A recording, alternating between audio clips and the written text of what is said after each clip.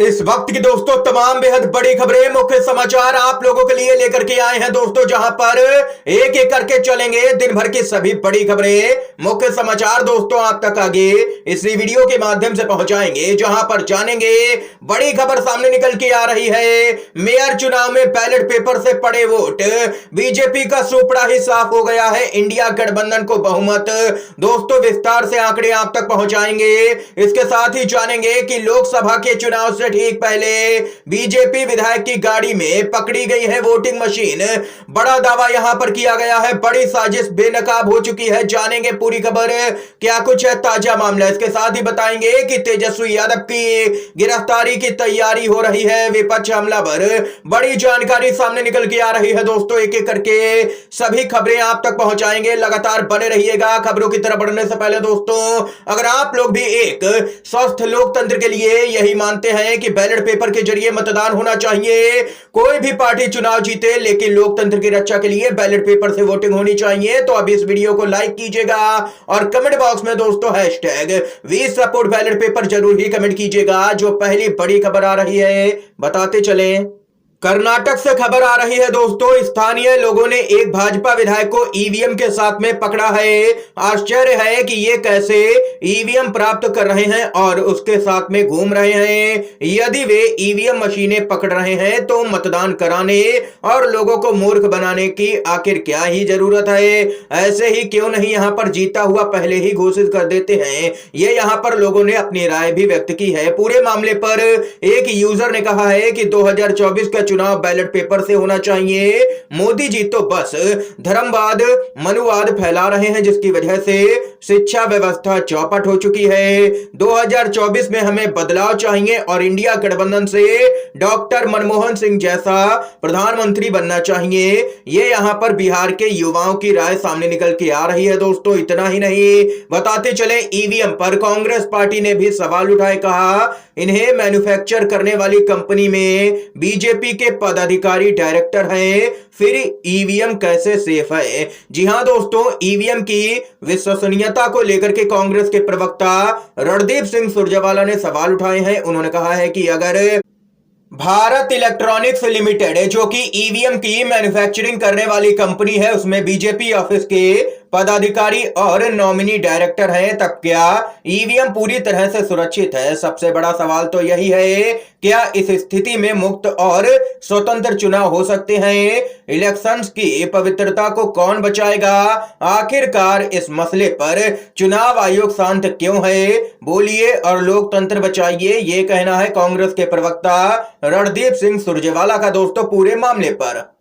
इसके साथ ही दोस्तों बड़ी अपडेट आ रही है चंडीगढ़ मेयर चुनाव को लेकर के, जहां पर सांसद किरण खेर ने डाला अपना पहला वोट और वहीं वार्ड वाइज यहां पर मतदान हो चुका है। लेकिन आप लोगों को आंकड़े पहले ही बताते चले कि चंडीगढ़ मेयर चुनाव में जीत का जादुई आंकड़ा 19 है। वर्तमान में कांग्रेस और आम आदमी पार्टी को मिलाकर के गठबंधन के पास कुल 20 वोट हैं। भाजपा के पास सांसद किरण खेर का वोट मिलाकर के कुल 15 वोट हैं, यानी कि बहुमत का आंकड़ा इंडिया गठबंधन पास करता हुआ नजर आ रहा है। लेकिन यहां पर बीजेपी ने अगर किसी तरह की बेईमानी नहीं की चुनाव में, तो इंडिया गठबंधन की जीत तय है। आम आदमी पार्टी और कांग्रेस की जीत तय है, क्योंकि उनके पास में बहुमत का आंकड़ा है। पूर्व केंद्रीय मंत्री व वरिष्ठ कांग्रेस नेता पवन बंसल ने कहा है कि मेयर चुनाव में गठबंधन की जीत के बाद भाजपा की उल्टी गिनती शुरू होगी। इंडिया गठबंधन की यह पहली चुनावी जंग है जहां से भाजपा की हार की शुरुआत होगी, और यही वजह है कि भाजपा साम दाम दंड भेद अपना करके इस मेयर चुनाव को जीतना चाहती है, लेकिन सफल नहीं हो पाएगी। इतना ही नहीं दोस्तों, बड़ी खबर सामने निकल के आ रही है, बताते चले आप लोगों को। कांग्रेस के अध्यक्ष मल्लिकार्जुन खड़गे का बड़ा बयान, बोले भाजपा अगर सत्ता में आई तो फिर से चुनाव नहीं होंगे, देश में तानाशाही लागू हो जाएगी।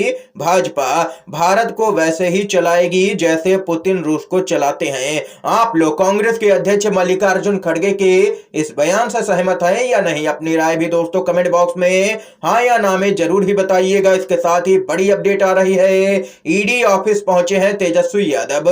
पूछताछ लगातार जारी है। और वहीं बिहार के पूर्व उप मुख्यमंत्री तेजस्वी यादव के मनी लॉन्ड्रिंग मामले में ईडी के सामने पेश होने पर आरजेडी के सांसद मनोज कुमार झा ने कहा है कि ईडी बेकार में बोलते हैं आप लोग, आपको सही शब्द का इस्तेमाल करना चाहिए। भाजपा, मोदी, अमित शाह ऐसे बोलिए तो यहां पर उनको मजा आएगा। और इसके साथ ही मनोज झा ने यह भी कहा है कि जब ये सत्ता का चक्र पलटेगा तो सब इसकी जद में आएंगे, फिर यही ईडी और सीबीआई और यही आईटी होगी, लेकिन हम सत्ता में होंगे और फिर बीजेपी के नेताओं का वही हाल होगा जो आज ये लोग हमारे साथ कर रहे हैं। ये सीधी चेतावनी आरजेडी के सांसद मनोज कुमार झा ने दे दी है बीजेपी को।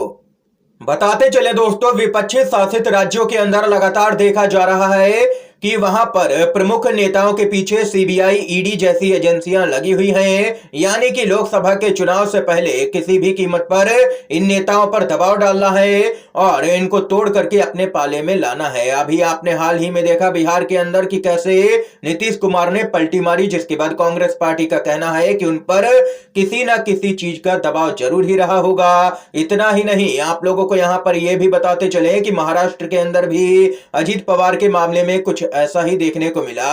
उनकी सारी फाइलें यहां पर खो चुकी हैं। ईडी के पास कोई भी मुकदमा नहीं है और ना ही अब उन पर कार्रवाई हो रही है, क्योंकि वे अब बीजेपी के साथ में हैं। यानी कि जो भी बीजेपी के साथ में जाता है उसके सारे ही घोटाले धुल जाते हैं बीजेपी की वॉशिंग मशीन में। इसके साथ ही दोस्तों, जो अगली अपडेट आ रही है बताते चलें, कांग्रेस के वरिष्ठ नेता जयराम रमेश का बड़ा बयान बोले। नीतीश कुमार के इंडिया गठबंधन से जाने पर गठबंधन में कई नेता कह रहे हैं कि शुक्र है यह नेता चला गया, अब इंडिया गठबंधन मजबूती से चुनाव लड़ेगा। उनके जाने से गठबंधन पर कोई भी प्रभाव नहीं पड़ेगा, क्योंकि उनके पास में जनाधार बचा ही नहीं है। लोगों को उन पर विश्वास ही नहीं रह गया है, उनकी विश्वसनीयता शून्य हो चुकी है। ये यहां पर कहना है जयराम रमेश का।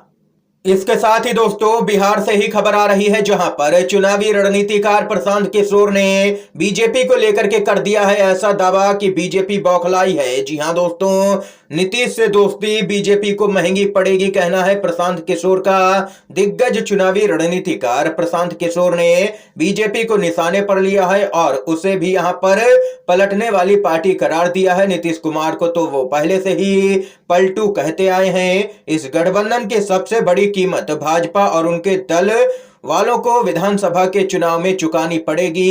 ये गठबंधन बहुमत हासिल कर ही नहीं सकता है, ये कहना है प्रशांत किशोर का। दोस्तों, इस समय की आज की तमाम बेहद बड़ी खबरें थी, मुख्य समाचार थे दोस्तों, जो हमने आप लोगों तक पहुंचाए। अगर आप लोगों को ये वीडियो पसंद आया हो तो अब इस वीडियो को लाइक कीजिएगा दोस्तों। ज्यादा से ज्यादा इन खबरों को, मुख्य समाचारों को शेयर कीजिएगा अपने सभी दोस्तों में। और चैनल पर नए हैं तो दोस्तों चैनल को जरूर ही सब्सक्राइब कीजिएगा।